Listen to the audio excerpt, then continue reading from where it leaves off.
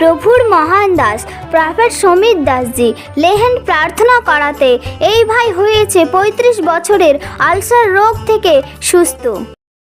Hallelujah!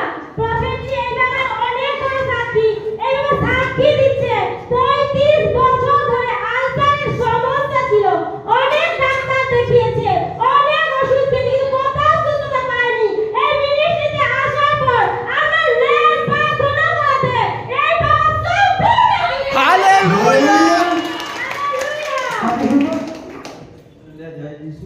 আমি অনেক দিন থেকে আমি 4 বার আমার এন্ডোস্কোপি করানো হয়েছিল। ডাক্তার বলেছিল তুমি সম্পূর্ণ কাজ করা চলবে না, যদি টাইমে খেতে পারো তাহলে এটা মানে মানে ওষুধ খেয়েই তোমাকে বাঁচতে হবে, ওষুধ ছাড়া তুমি থাকতে পারবে না।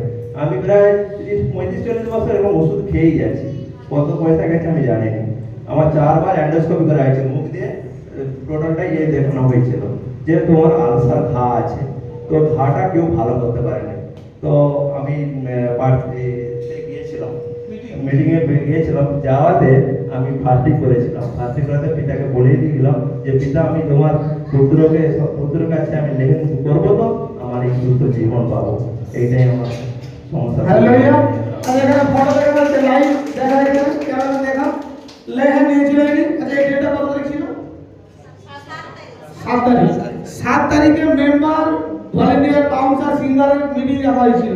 আমি ফাস্টিং করে গেছিলাম, আর দেখো সে লেহেন নিয়েছিল এবং তার রোগের কথা এখানে লেখা আছে, দেখো তার প্রবলেমসের কথা।